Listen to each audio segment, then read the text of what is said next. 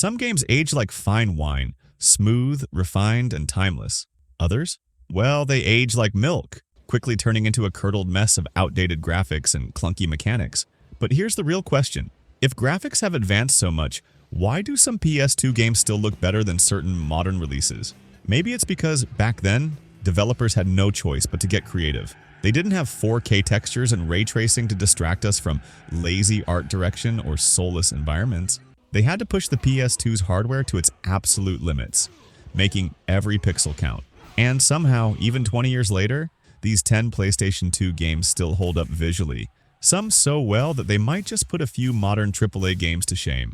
So let's take a look at 10 PS2 games that defied time, proving that artistic direction, smart design, and pure creativity matter way more than raw graphical power. By 2007, the PS3 was already on store shelves, but God of War 2 didn't care. It showed up to the PS2's farewell party like an overachiever, making sure nobody forgot just how powerful Sony's second console really was. Let's talk about that opening battle against the Colossus of Rhodes, a fight so cinematic and intense that it made some early PS3 games look like amateur hour. And how did Santa Monica Studio achieve all of this? By making sure you never saw a single loading screen. That's right, seamless transitions, real-time combat, and storytelling so immersive that it felt like you were playing an action-packed movie. Even by today's standards, God of War 2 remains one of the most polished, visually impressive action games ever made. And if you don't believe me, go back and play it. I dare you to tell me it doesn't still look incredible.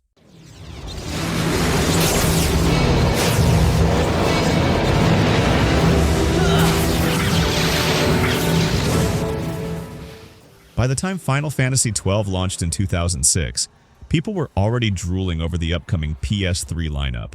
But Square Enix wasn't done with the PS2 just yet.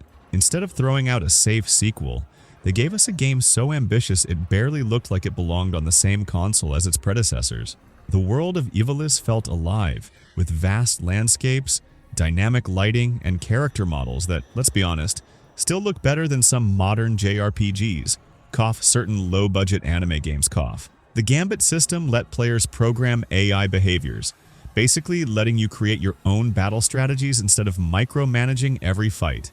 And let's not forget the Zodiac Age remaster, proof that even with minor tweaks, Final Fantasy XII's visuals hold up incredibly well.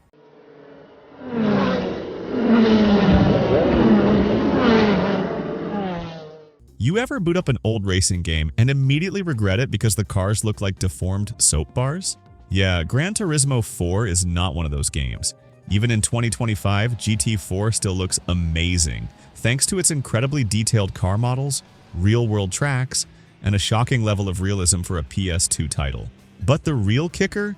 It ran in 1080 accurate resolution, on a console that normally struggled with 480p. Think about that for a second. In 2004, Polyphony Digital gave us a game that looked that good, while some modern racing games can't even get their lighting right. How does that make sense?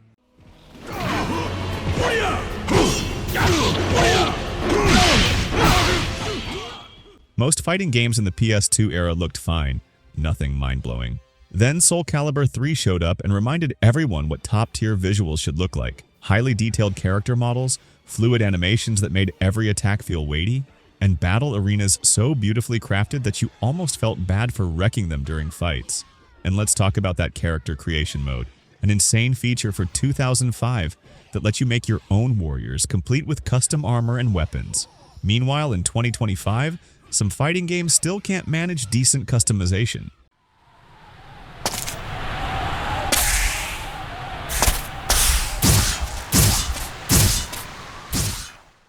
Load screens? Rogue Galaxy doesn't know them.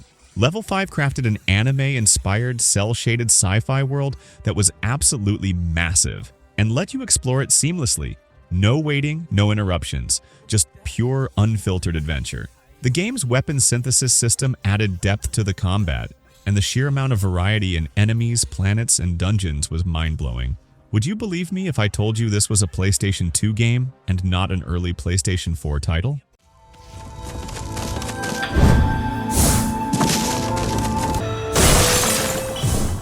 Realistic graphics age. Hard. Just look at some early PS3 games.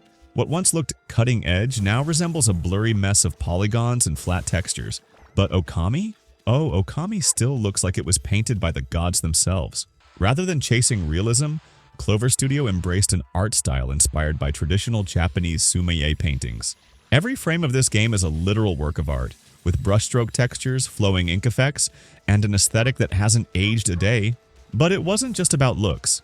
Okami's celestial brush mechanic, which let players manipulate the world by painting symbols, was an innovation so unique that barely any game has replicated it since. Imagine fixing broken bridges, creating gusts of wind, or summoning fire, all by painting on the screen.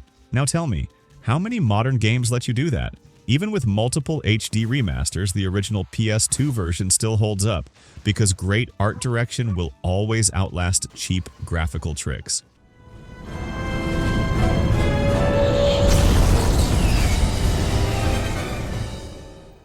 Xenosaga, a game that boldly asked, what if we made an RPG where half the experience was just sitting back and watching? This game didn't just have cutscenes. It had full-length, anime-quality cinematic sequences that sometimes stretched over 30 minutes. If you ever complained about modern games having too many cinematics, try playing Xenosaga and realize that the PS2 was already doing it 2 decades ago.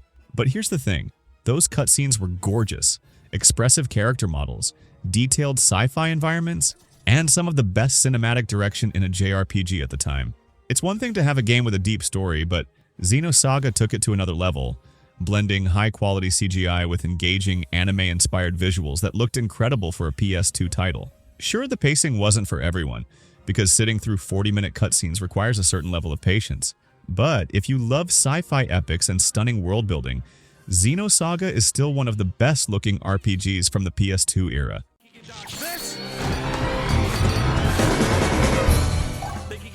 Let's talk about one of the most underrated RPGs on the PS2. While most people were busy playing Final Fantasy, Square Enix quietly dropped Valkyrie Profile 2 Silmeria, a breathtaking Norse-inspired RPG with ridiculously detailed environments, fluid animations, and some of the best combat mechanics in the genre. This wasn't just another turn-based RPG. Valkyrie Profile 2 introduced the Photon system, which let players freeze enemies in place, solve environmental puzzles, and even redirect enemy attacks by controlling battlefield positioning. This added a layer of depth that many RPGs today still don't have.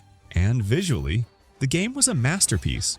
The character models were intricately detailed, the lighting effects were surprisingly advanced, and the world felt rich with history and mythology. Even now, it's shocking that a PS2 game could look this polished. Did it get the love it deserved? Nope. But those who played it know, it was easily one of the best-looking RPGs on the system.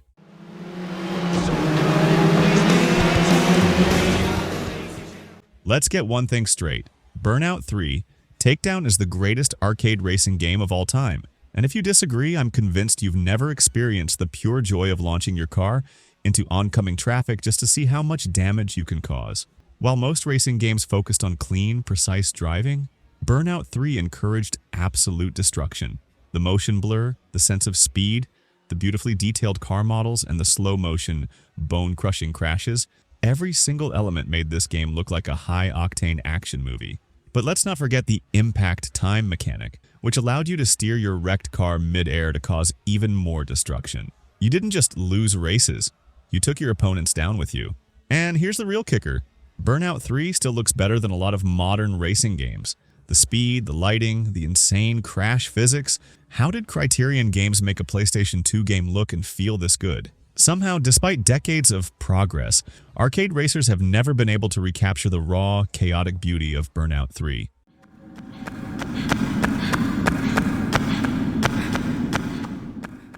Sometimes less is more.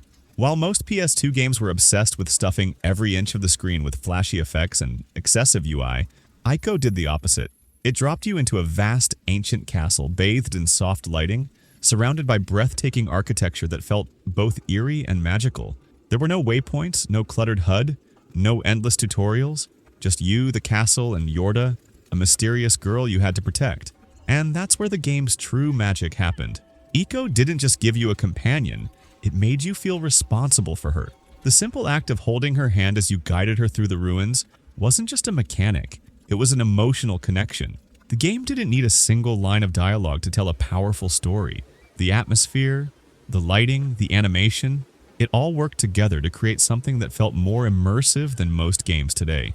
Even in its remastered form, Ico still stands as one of the most visually striking and emotionally impactful games ever made. If you go back and play some of today's graphically stunning games 20 years from now, will they still look as good as these PS2 classics?